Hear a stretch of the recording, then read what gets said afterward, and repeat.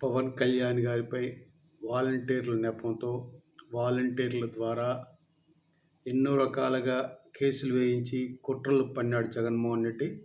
పవన్ కళ్యాణ్ గారిని జైల్లో పెట్టించాలని. విజయవాడలో అయితే జడ్జి గారు తీసుకోలేదు.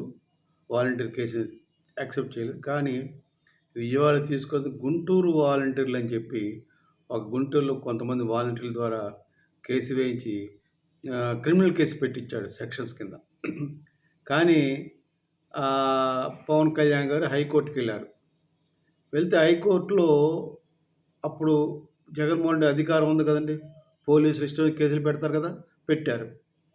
హైకోర్టుకి వెళ్ళారు. హైకోర్టుకి వెళ్తే ఏమైంది, మామూలుగా ఎవరైతే ఏ వాలంటీర్లు సంతకం పెట్టారో ఆ వాలంటీర్లు పిలిచారు, పర్సనల్గా కోర్టులో చెప్పించారు. వాళ్ళు అన్నారు, ఆ సంతకాలు మాకు కావదండి, అసలు మేము కేసు పెట్టనే లేదని చెప్పారు. ఇప్పుడు ఏమైంది, జగన్మోహన్ రెడ్డి కుట్ర బయటపడింది. ఎందుకు ఆ నీచమైన బతుకు జగన్మోహన్ రెడ్డి నీకు? ఎందుకు అంత నీచంగా నువ్వు పవన్ కళ్యాణ్ గారిని బంధించాలనుకున్నావు? ఆయన ఏమన్నాడు, వాలంటీర్లు సేకరించిన సమాచారము తప్పుదారి పడుతుంది, దానివల్ల అమాయకమైన స్త్రీలు మోసగించబడుతున్నారు, దాని ద్వారా కొంతమంది అసాంఘిక శక్తులకి ఈ ఇన్ఫర్మేషన్ ఉపయోగపడుతుంది, ఇన్ఫర్మేషన్ మీరు హైదరాబాద్ పంపిస్తున్నారు, ఆ ఇన్ఫర్మేషన్ ఎవరికి ఇస్తున్నారు, ఎందుకు ఇస్తున్నారు అంటే దానికి ఇంతవరకు ఈ రోజు వరకు జగన్మోహన్ రెడ్డి కానీ మిగతా మంత్రులు కానీ నోరు మెదపలేదండి. సన్నాసి స్వాములు అనకూడదు కానీ నోరు మెదపలేదు. ఏమైంది ఇన్ఫర్మేషను, వాళ్ళతో ఎందుకు సేకరించావు, అనవసర విషయాలు ఎందుకు సేకరించావు? ఎవరికంటే ఏం కావాలండి, నువ్వేం కులం కావాలి, నువ్వు ఎక్కడ పని చేస్తుంది కావాలి, నీ ఇంట్లో ఫ్రిడ్జ్ ఉందా కావాలి, నీకు స్కూటర్ ఉందా కావాలి, సైకిల్ ఉందా కావాలి, టీవీ ఉందా కావాలి, అంతేగా నీ భర్త ఎక్కడుంటాడు, నీ భర్త ఎప్పుడు వస్తాడు, ఇవే ఇన్ఫర్మేషన్. ఎందుకని ఎదవలకి? అందుకే ప్రజలు చెప్పుతో కొట్టారు, సిగ్గులేదు ఎదవలకి. ఇంకాను వాలంటీర్లు వాడుకొని పవన్ కళ్యాణ్ కానీ నానా ఇబ్బంది పెట్టాలని చూశాడండి జగన్మోహన్ రెడ్డి. కానీ ఆయన ఏం తప్పు మాట, ఆయన ఇప్పటికీ అదే మాట నిలబడి ఉన్నాడు. ఆ ఇన్ఫర్మేషన్ ఏమైంది, ఎవరికి ఇచ్చారు, వాలంటీర్లు సేకరించిన సమాచారం అసాంఘిక శక్తులు ఉపయోగపడింది, 30,000 మంది స్త్రీలు మిస్ అయ్యారు, దానికి మాట్లాడరు. పాత హోంమంత్రి మాట్లాడరు, ముఖ్యమంత్రి జగన్మోహన్ రెడ్డి మాట్లాడు. ఇన్ని పెట్టుకొని పవన్ కళ్యాణ్ గారిని క్రిమినల్ కేసు ద్వారా జైలు పెట్టించాలని శతవిధాలా ప్రయత్నించాడు. దొంగ కేటు డకోటా ముఖ్యమంత్రి అండి, ఇప్పుడు కాదు సార్, ఎక్స్ ముఖ్యమంత్రి డకోటా.